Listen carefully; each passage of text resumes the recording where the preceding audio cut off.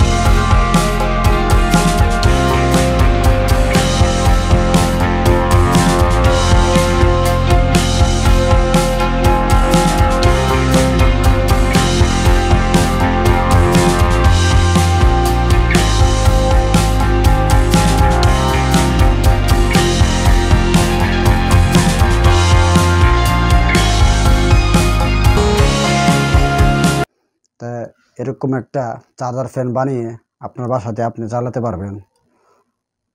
4 থেকে 5 ঘন্টা চলবে। আজকে যে টপিকটা আমি দেখালাম এই টপিকটা আসলে খুব ভালো একটা গুরুত্বপূর্ণ টপিক। এই দেখুন সুইচ দিলাম, খুব দ্রুত বাতাস, খুব ভালো স্পিড, সুন্দর স্পিড। এরকম একটা চার্জার ফ্যান আপনি বাসাত বসা বানিয়ে চালা।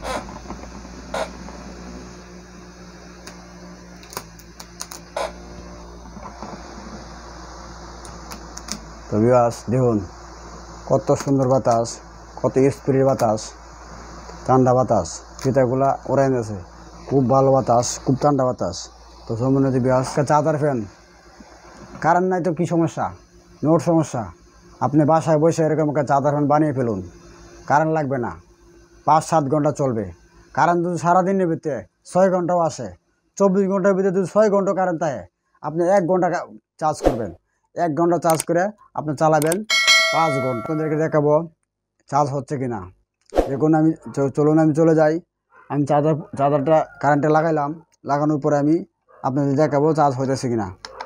তো দেখুন চার্জ হচ্ছে।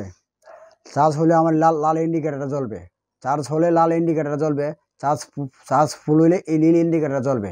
তো ভিউয়ার্স এরকম ভালো ভালো ভিডিও যদি পেতে চান অবশ্যই আমার চ্যানেল সাবস্ক্রাইব করবেন এবং পাশে থেকে বেল আইকনে ক্লিক করে রাখবেন। আর এরকম ভালো ভালো ভিডিও আপনাদের বন্ধুদের মধ্যে শেয়ার করে দেবেন। এই বলে শেষ করছি। সার্ভিস সাপোর্টার ভিডিওর পক্ষে আবার জানাই আন্তরিক শুভেচ্ছা ও অভিনন্দন।